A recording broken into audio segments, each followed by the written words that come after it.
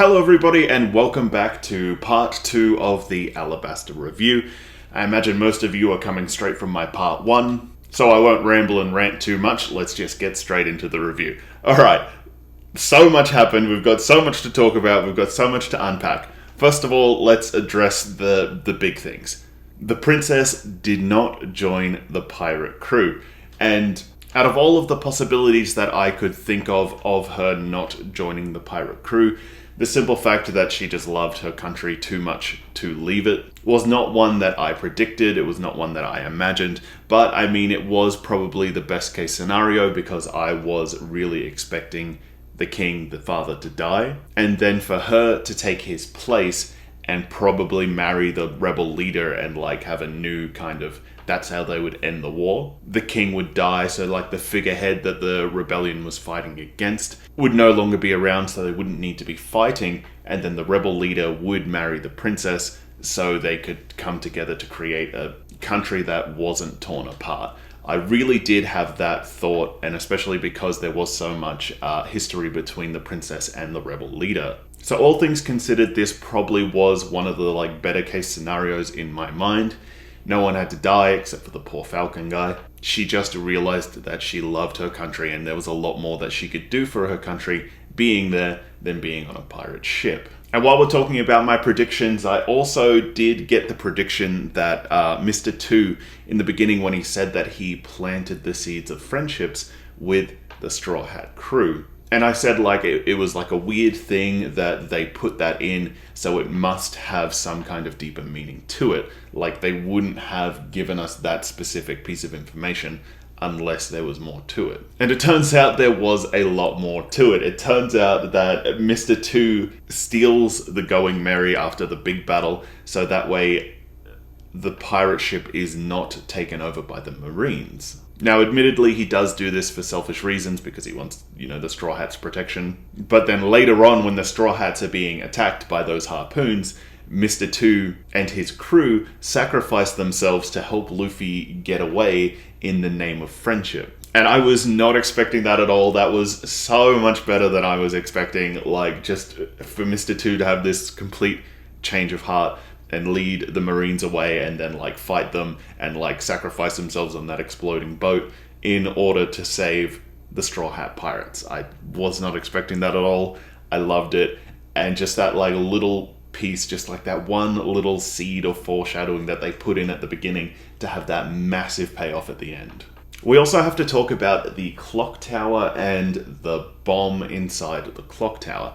Now, during this read through, I did make a note that I really enjoyed the fact that Mr. Crocodile was very specific, right? He was very like, at this exact time, this exact thing will happen. It will happen at this exact place, directly this amount of kilometers, this time, this many minutes, blah, blah, blah. He was very surgical and precise with his timings. And I took down the note. I was like, I do appreciate that he is, very surgical because it makes sense that he is this like leader of these like hundreds of thousands of however many subordinates that he's got, and he is trying to bring them all together to do some kind of massive job.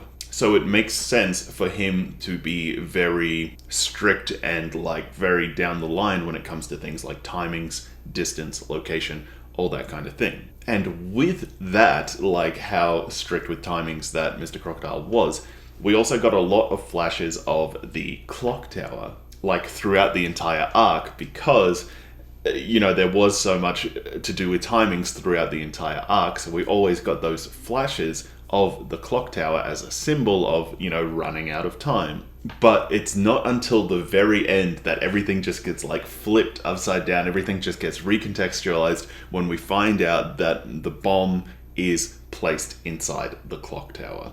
And it's just like on that Whiskey Peak arc where I said, it would be so different to reread that knowing that all the spikes on the cactuses are actually gravestones. It would be the same with this Alabasta arc. It would be so interesting to reread it and see all the flashes of the clock tower because there were so many flashes of it, knowing that the bomb is already placed inside of it. And I feel like I say this in almost every arc, but just that ability to just recontextualize the story that you've just read is something that is really incredibly difficult to do, but is just done in almost every single arc, and is just done phenomenally well. But especially in this one, and like, you know, like, just forgetting that whole recontextualized thing for a minute, let's just talk about the impending sense of dread that this entire arc had. You know, in the back of your mind, you never really expect the Straw Hats to fail. It's just like any other superhero movie, you never really expect them to fail. But this did such a fantastic job of giving you that impending sense of dread, like, these people could very well fail. And when the princess went up to the clock tower and she cuts the fuse, but then finds out that the bomb is actually on a timer, I was there and I was reading it and I was just like, this is something I didn't think of. What if the princess dies? Like, that's something I didn't think of at all, that the princess might not join the pirate crew because she could very well die right here on top of this clock tower. And honestly, that could have very well happened because she was not part of, like, the main crew. Like, from the moment we got her and, you know, the feel we got from the story, we knew that she was only, like, a temporary character that might or might not join the crew after Alabasta Arc. So it would not have been out of place at all for her to die on top of that clock tower. So in that moment before, you know, Falcon Man Mr. Pell came in, took the bomb and sacrificed himself, which was really sad, I honestly thought that she might have actually died there. Alright, let's talk about Captain Smoker and his Master Sergeant, and everything that's, like, kind of going on there. I'm not really sure what is going on with their, like, storyline, or what is going on with their characters and the character arcs and all that, but I do expect at some point that there will be some kind of frenemy rivalry between, like, Zoro and the Master Sergeant. But I'm also starting to think that maybe Captain Smoker might become a pirate. And just hear me out on this one, just in case, like, you've read the entire thing and he does not do that in any way, shape, or form. Just hear me out on this theory. I feel as if he might become a pirate because at the end of this one, he basically tells, like, the Marine headquarters to go and stuff themselves and eat a bag of dicks or whatever he says. And he had always, like, this reputation of going rogue. But more than that, correct me if I'm wrong, but I'm pretty sure that the reason that we had pirates in the first place was because there was a surplus of Navy sailors that were let go from their jobs, and then they found that they had no skills at all. They had no ability to feed their family. The only thing that they could do was sail, but all of those jobs were already taken. So what they did was they formed pirate crews to start robbing and stealing from other people. Just in the beginning, it was to feed their families and to feed themselves, and they just had to do what they had to do to survive.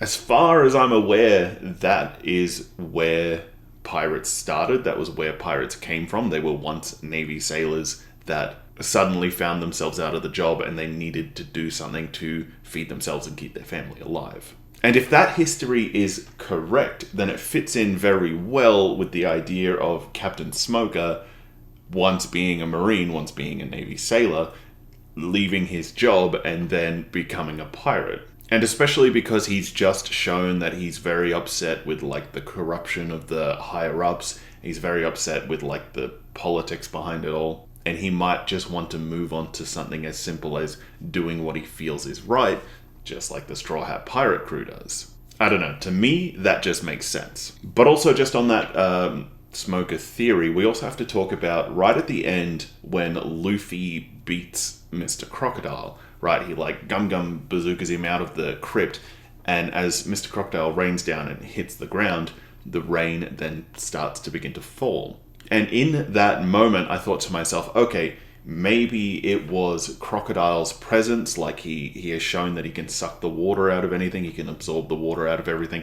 Maybe just his presence, he was constantly sucking moisture out of the sky. So as soon as he was defeated, the rain was able to form, the rain was able to start falling. But then later on we get the information that Captain Smoker was on the fake rain-producing ship. And as he knew that the Civil War was being fought over rain, he would obviously have the idea that rain would stop or, like, calm down tensions. So as far as I'm aware, he did shoot a whole bunch of rain over that, like, big fight to try and calm everyone the hell down. But There was also another panel that did explain that after the rain was being forced to fall, or like being forced away, or whatever it says, after all that artificial messing with it stopped, the rain fell and it just did not stop falling because it had all this time to catch up on. So I'm not going to lie, that part was a little bit foggy, that part was a little bit grey to me. I didn't know if Mr. Crocodile was keeping the rain away or if it was Captain Smoker that did it, because I feel as if it wasn't confirmed, but it was heavily implied. Feel free to let me know if it was specifically said and I just didn't see it, or what your thoughts and theories are on it. Please let me know. And just while we're talking about Mr. Crocodile, I want to talk about his motivations in this arc, right? Because one of the things that I noticed when I was reading it is I felt like his motivations were really lacking. I felt like, his whole story was, we're going to take over the Alabasta Kingdom and it's going to become our utopia. And for like a One Piece story, which is really great and is known for having great villains, at least I think it has great villains, it really felt just really bland and generic to me. I was like, really? This is your plan, Mr. Crocodile? You just want to take over a kingdom because? But then once they get into the kingdom and they've got like the king in the palace and, the head of the rebellion is there and the princess is there as well, and, they're all there, and they say to the king, we're looking for Pluton, and the king is just like, oh no, how do you even know what that word is? And we quickly find out that his plan wasn't just to create a utopia or to take over the kingdom. His plan was to get into the royal archives or the royal crypt or the information that's carved into the royal archives to find out where this weapon of mass destruction is, this Pluton, which obviously does make him a better villain. Now he's not just a guy that's trying to take over the city because, why not? Everyone wants power, everyone wants money. Now he becomes more super villainy because what he's really after is the nuclear weapons or the weapons of mass destruction or however you want to call it. And this also leads me on to two other points I want to talk on. First of all, I don't believe that, Nico Robin? I don't believe that she was telling Mr. Crocodile the truth. I think that when she was reading the stones or the tablets or whatever it is, I think that the information to find the Pluton was actually there. She just didn't want to share it with him. Maybe she knew that she didn't want to put the nuclear weapon in this guy's hand. Maybe she wanted it all for herself. Maybe she just didn't like him in that moment. Maybe she knew that he would probably try to betray her after she gave him that information, because he did say that the deal was only to find that information and then their contract was over. So maybe she did already know that he was planning on betraying her. I don't know. Whatever the reason is, I don't believe that she told him the truth, and I believe that she does know where it is. Now, the second point I want to talk on is One Piece set in a post-apocalyptic world? Because when Crocodile is talking about Pluton, the world's most fierce weapon that can wipe out an entire island, and was the ancient world's most fearsome weapon, is that not referring to modern day nuclear bombs? Because that to me seems pretty straightforward, but it also recontextualizes the entire story and everything that we see in the world. From the world itself, it explains why there's very little landmass in the world. It explains why there's so many crazy big sea creatures, all the nuclear radiation in the water. It explains mutations, fish people, giants, giant sea creatures, mutated fruit that mutates people further. It seems like a pretty logical conclusion to draw from that one sentence, but I will say it is just one sentence that has given me the idea that it is set in a post-apocalyptic world, so it could have just been a throwaway line. But if, say, in 1,000 chapters I did find out that it is a post-nuclear war story, I would not be surprised in the least. And I will say, going forward in this series, I will be looking out for little hints in that regard. So stay tuned and I'll tell you anything I find. Just talking more on Mr. Crocodile's brilliant planning and his foresight and his foreshadowing into his master plan that he was developing, I really liked the fact that he set up Baroque's Works agents on both sides of the conflict, on the rebels and the Imperial Guards. And we saw this really play out in a couple of ways in a couple of times. First of all, there was when the rebels hadn't even reached the wall yet, and the princess runs out there and she's like standing there and she's like, guys, stop, hold, bloody, just listen to me talk. And the leader of the rebels is like, can, hear her, or it looks like he's about to stop and like listen to what she says, but the Baroque Works agent shoots a cannon that like blows up a whole bunch of dust, covering her and preventing her from, saying what she needs to say in order to stop this battle from happening. The other time, and like the more devastating time that we see it, is when, the rebels and the Imperial Guard are clashing, and the rebel leader comes out and he's got the white flag, and all the like Imperial Guards with him have got the white flag as well, and he's standing there between the rebels and the Imperial Guard, and they've all got their white flags, and he's saying like, don't fight, it's over, the battle's over, we don't need to fight anymore, everything was just a misunderstanding, we're gonna sort this whole thing out. And when it looks like everybody is about to like throw down their arms and start getting along, the Baroque Works agents inside the Imperial Guard start shooting him in the back, which just starts kicking up all kinds of like danger and animosity again. And then, the smoke or the dirt starts coming back up again because of another sandstorm. And then the Baroque Works agents on both sides start shooting at each other. So both sides think that the other side is shooting at them, when really it's just the Baroque agents on both sides that were obviously instructed to like, do not let this end peacefully. If it looks like it's ending peacefully, just start shooting. And so now we move on to the part of the video where we start talking about the panels. And it's a seamless transition because while we're talking about the rebels and the warfare, I want to talk about this panel right here. Something that a lot of storytellers really struggle to do well is to justify war, because justifying war in itself is something that is ridiculous to do.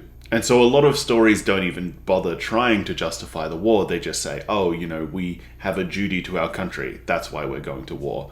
These people are the bad guys, that's why we're going to war. But I think that One Piece did a really fantastic job in setting up this idea on both sides of the armies to justify the war that they're fighting. Because that's the thing, right? Like, both sides have to believe that they are the good side in this war.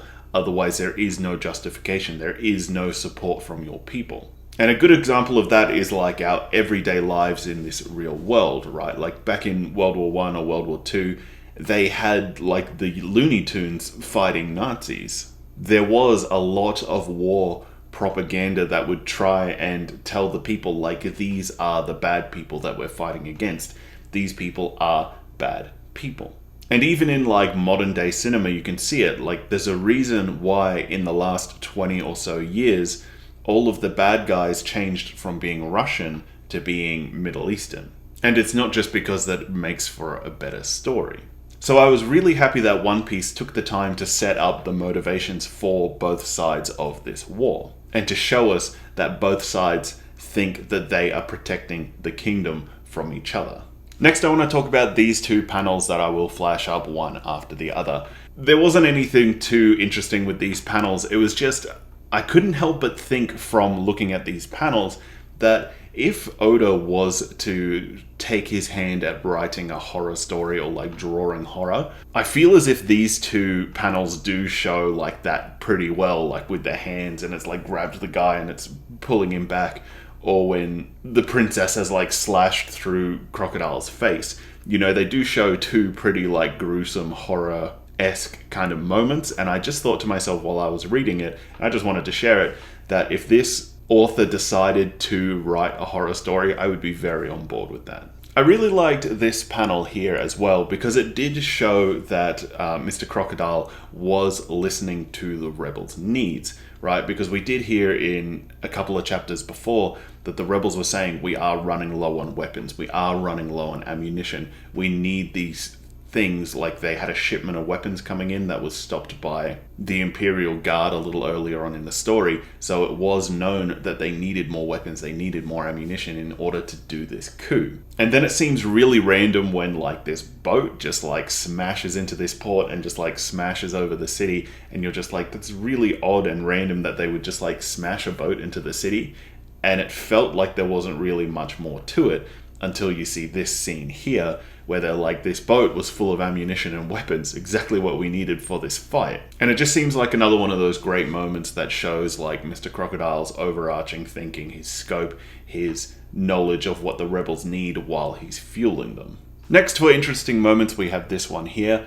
I really liked this whole throwback to the Little Garden arc. I really liked that, Sanji didn't really have a lot to do with that story. He didn't fight anybody.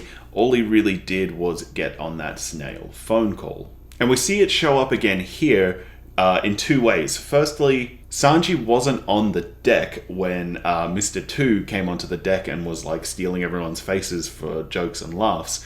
And it's not really something that you think about, but after Mr. 2's gone and Sanjay's on the deck, they say, oh wow, it was really cool, you should have seen it, it was, really cool to see. And Sanjay was like, gawking at an Okama is not my idea of a good time, so I didn't really miss anything. And it doesn't really seem like anything at the moment, but later on, they use Mr. 2's ability to change faces to get the posters of the Straw Hat Pirates.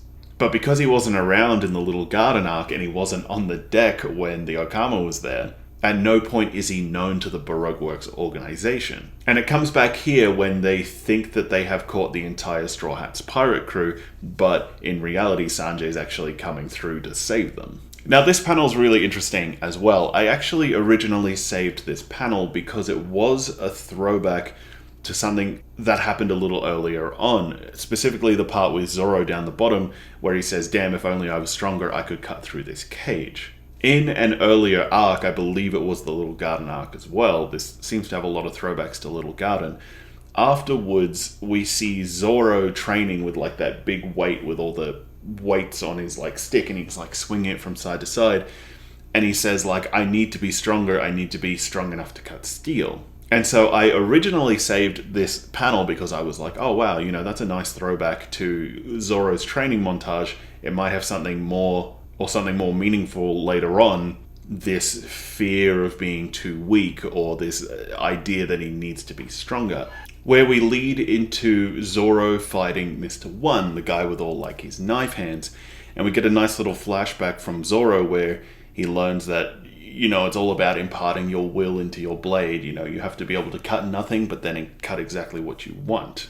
And in that moment, we also get another throwback to when he's like training and he's like, I have to be able to cut through steel. And like, that is something that really did stick inside of my head because it was just like such a ridiculous thing for him to say while he was training. He was like, I have to be strong enough to cut through steel.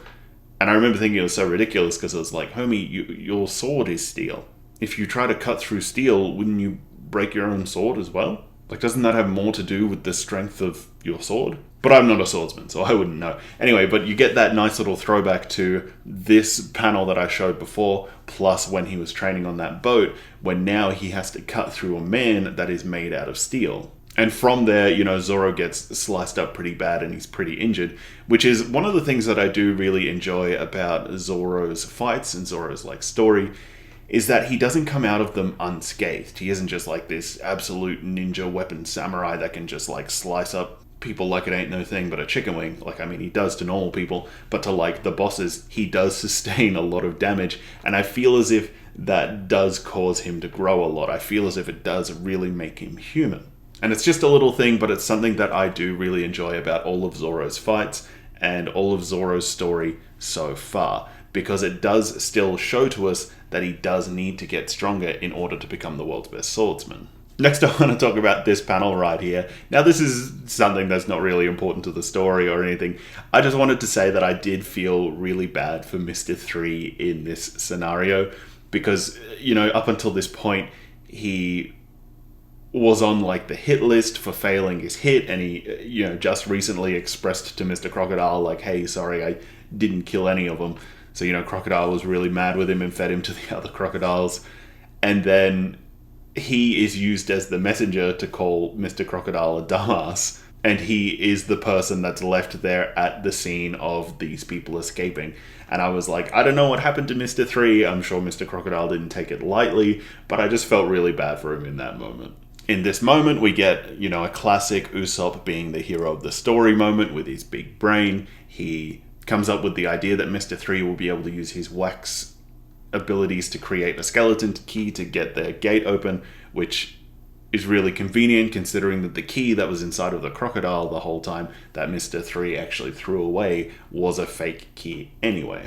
We also get another Usopp grounding, humanizing, engaging the reader moment here when the princess is like, oh man, you know, those people just went and like beat up the crocodiles. I was just trying to run away from one and it was just too much effort for me. And Usopp's just like, look, princess, don't beat yourself up over it. Like, there's nothing you could do. There's nothing anyone could do about it. It's not your fault for being weak. You're not weak in this situation. It's their fault for just being monstrously strong. Now, I also said in my other review that I'd noticed something going on between Zoro and Sanjay. I noticed that, like, whenever Sanjay was simping, Zoro was, like, not taking kindly to it. He was, like, you know, real just, like, under his breath, like, you know, screw you kind of thing. And it shows here. I managed to find a panel with it. Sanjay says something along the lines of, you know, with that perfume on, I would follow you to hell. And then Zoro says, fine, go to hell. And it's just another one of their, like, little squabble thing that I was talking about. But in this panel, I show you the moment that I think all of these little squabbles was leading up to. This is like the bro moment between Zoro and Sanjay, where, like, it feels like they put aside all their, like, petty brotherly squabbling that they're doing because, like, their team needs them now. There's a time limit, and although they were, you know, fighting the whole arc and the whole last one, and they had that kind of sibling rivalry in the Little Garden arc, when they were arguing over who could catch the bigger dinosaur, which is also why the giants were there. But all that was, like, put aside, all that went out the window as soon as, like, the team needed them, you know, the pressure was on, it was time for them to step up, and they were just like, bro moment, let's go, step up, save the day. One of the other things that I really enjoyed about this story, and if I have saved the panel, I'll put it up, I don't know if I saved this one, is the moment when everything floods, right? Everything floods, they've just gotten out of the cage,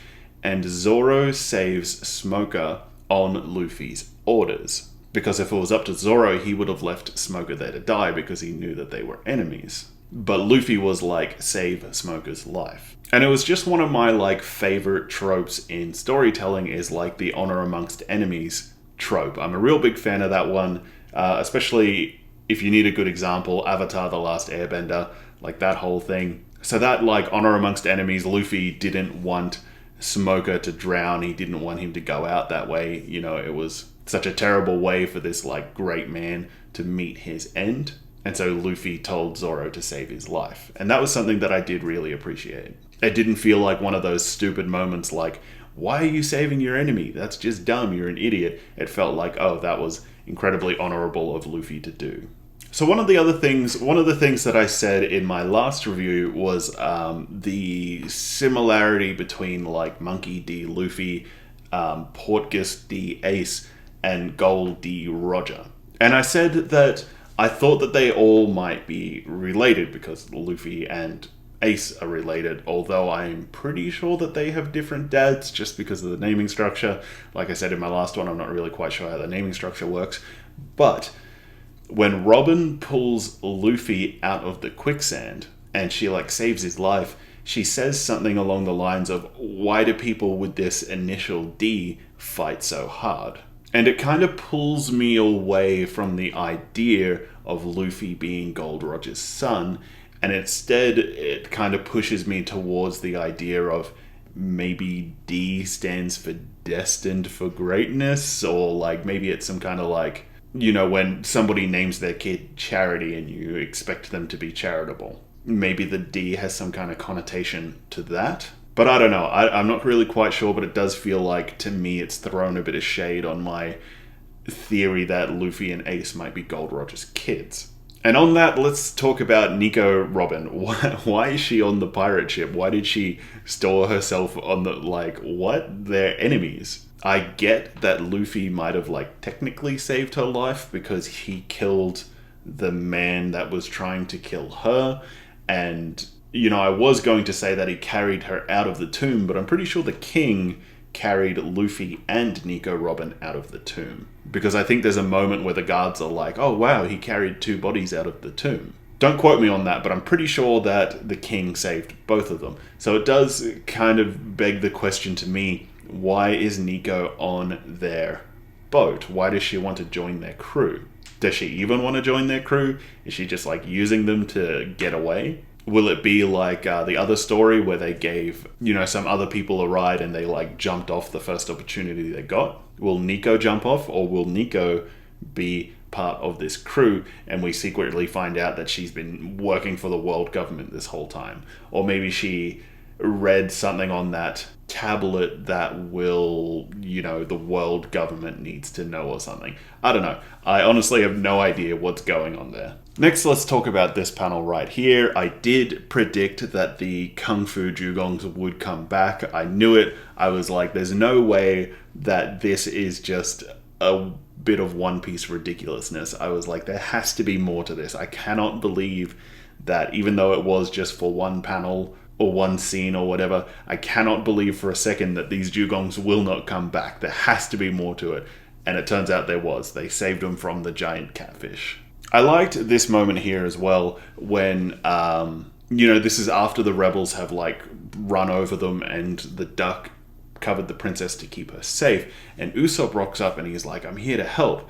And it just seemed really odd and out of place that Usopp was randomly on a horse. Like when I first was reading it, I didn't really think like, oh, okay, this is probably Mr. 2, although it does make sense because he was fighting him. The first thing that caught my eye was that Usopp was on a horse, and I was like, we haven't seen any horses in this entire thing, and now suddenly Usopp is here on a horse? And that was the first thing that made me suspicious to it. And I don't know, it might have made the princess suspicious too. And she says, Usopp, prove your identity. And he holds up the arm with the wrap on it, and he goes, look, I've got the wrap, I'm Usopp. But she knows that it's not him because we find out later that they actually had a cross. And that was their two-step verification. And while we're talking about that cross and the two-step verification, we have to talk about this part right here. Right at the end when the princess comes out to the ocean and she's just like, thanks for having me. I'm going to miss you guys, blah, blah, blah. If you ever come back, let's be friends. All that good stuff. I had a great time. Thanks for saving my life. Thanks for saving my kingdom. And she says something along the lines of, if we see each other again, are we still going to be friends? Or she asks a really vulnerable question like that. And Nami says, because they've got the Marines chasing them, we cannot pretend like we know her. We cannot act like we know her at all. And they all kind of turn their backs on her. And I felt so sad in that moment. It broke my heart for the princess. In that moment, I was like, oh, they're doing the right thing, but it's just such a brutal, the princess doesn't know. But then they all Breakfast Club, thrust their fist into the air and show the X. Because as we know, it's their symbol of their friendship. It's the symbol of the camaraderie. And I really liked that moment. Next, we ought to talk about this. I'm really glad that Chopper they're showing him to still be an awkward person, because even though he's just been through all this crazy stuff he's been through, he's just been through the fight of his life, fighting for a kingdom, stopping a rebellion, deconstructing an entire criminal assassin organization. When he is given a compliment by this, royal doctor or whatever he is, he's still just shut up, it's dumb, I hate it, I hate you, go away. And he's just he doesn't know how to take a compliment, and he just becomes really awkward. But in that moment, the doctor realizes it and is just I will take that as a please come and stay. And Nami's yeah, take it like that. And the reindeer's shut up, you're stupid. But he's got a big smile on his face. And it's just that consistency of, his character being in the moment that he needs to be strong and courageous, he is. But in these moments where he doesn't need that, he just reverts back to his awkward little reindeer self. Next, I want to talk about Nami's new weapon that she got. And this is one of the things that I really like about One Piece. See, I don't know too much about environmental pressure systems and the weather and, weatherology. Oh, meteorology. That's the word, not weatherology. Anyway, I don't know too much about that. I don't know about high pressure systems, low pressure systems, except I know low pressure systems usually bring rain, I believe. But I don't know about the heat and the cold and static and all that kind of crazy stuff. So when the story was explaining Nami's new weapon, and it was this produces heat, this produces cold, this produces static, put these together, do this. I understood very little of it. I understood the basics of it, but as it was being shown and like, she was spinning this stick and it was doing this and creating like hot pressure systems here and low pressure systems here, it all seemed really legitimate. It all seemed like stuff that, these people had researched, like they'd researched what creates a storm, what creates a tornado, what pressure systems, heat, cold, static, creates this, that, or the other. And I don't know if it was real, I don't know if like they really did follow the science behind it, but it was presented in such a way that I 100% believe it. I 100% believe that they did their research and that this is how they create a tornado. This is how they create a thunderstorm. And more than that, I actually felt really bad for Nami when she was like first trying to use her stick and, she would try to do something and like flowers would pop out the end or like bubbles or like this or that or the other, and it was just not allowing her to fight this person that was using her like skewer fingers to try and kill her, including that moment when Nami creates a mirage of herself and you just see like the picture and all the like fingers are through her chest and through her throat and through her face. And it's just like another one of those gruesome horror things I was talking about earlier, that if this author was to write a horror story, I would totally be on board with it. We also get the ridiculousness of Mr. Four, who I am pretty sure that is meant to be like a pun. Mr. Four, I don't know anything about baseball, but like that clean hitter, I think it's got something to do with like you have specific people as your batsmen to do certain things on your team, and like clean hitter, is that the fourth guy in the roster of batsmen? I don't know, I feel like that's the joke, but as I do not have any idea about baseball, I would not know, because they don't play baseball where I'm from, they play cricket. But anyway, we get a really piece of interesting world building in this fight. We get Miss Merry Christmas explain, when like we see the bazooka dog thing, we get Miss Merry Christmas explain that it is the latest fashion on the Grand Line to feed inanimate objects devil fruit. And because of this like one little snippet of world building, this just like one line of exposition that we get from Miss Merry Christmas, we now know to expect in later arcs there will be other inanimate objects that will be alive or have the ability of devil fruit. As I keep saying, just another nice piece of world building that happens at the beginning before it can feel convenient or out of place. It just feels that nice, fun One Piece goofiness. Also, just to add to that One Piece goofiness, we also get the moment where she like turns herself into a mole and she's like jumping in and out of the holes while Usopp is trying to use his hammer to like whack the mole. That joke was not lost on me, the like whack-a-mole joke. I thought it was very funny, very clever, I enjoyed it. One of the other interesting things that I've noticed about One Piece, and specifically the fighting, is I've noticed that there are a few different languages in the story, right? Like I know that Zoro, when he's doing his abilities, they're in Japanese, right? Like onigiri, for example. And that makes sense because he's a samurai and samurai are Japanese. So it makes sense that his moves are in Japanese. And then we get Sanjay, and I'm pretty sure, I don't speak French, but I'm pretty sure that Sanjay's moves are all in French, which makes a lot of sense because he is a high-class chef. And that's that kind of like connotation, high-class chef, French chef, like French cuisine is high-class cuisine. So it makes sense that Sanjay's attacks have that French name to it. And even in this one, we saw Mr. Crocodile, he had a few moves that had Italian names, there were Italian words in it. And that's not just me reading into it, it was explained in like little bits outside of the panel that, you know, this word is the Italian word for dry. When Mr. Crocodile would do something that would like wither away the moisture. And I don't know, it's just another one of those things that's like, you know, the author didn't need to do this, but the fact that he does do it only helps to build upon the story. It only helps to build upon its greatness. Alright guys, and that's going to do it for my Alabasta arc, my part 1 and my part 2. I had a lot of fun in this arc. I felt like this was really a fantastic end to this saga. I didn't really speak on the fact that this is the last arc in the saga. It did really feel as if it did a lot of great throwbacks to the earlier arcs. It did feel like there was great, solid foreshadowing in order for this arc to like build on and to draw from in order to improve its story being told. It did end in a pretty good way that like tied all of the loose ends up, but still gave us a couple of loose ends to pull on, such as like, why is Nico Robin on their boat, to make us feel satisfied if we were to stop reading here, but to also encourage us to keep reading to find out like, why is Nico Robin there? What's the deal with Ace? What's the deal with the Whitebeard pirates? What's the deal with the one Whitebeard pirate that went away that's now calling himself Blackbeard? What's the deal with the D in the middle of Gold D, Roger, Monkey D, Luffy, Porcus D, Ace? What is the deal there? What's going to happen with Captain Smoker? Is he going to become a pirate? Is he going to get in trouble? Is he going to go to jail? What's going to happen with the Sergeant Major Swordsman girl? Is she going to get stronger? Is she going to fight against Zoro? Is she going to, like, tutor under Zoro?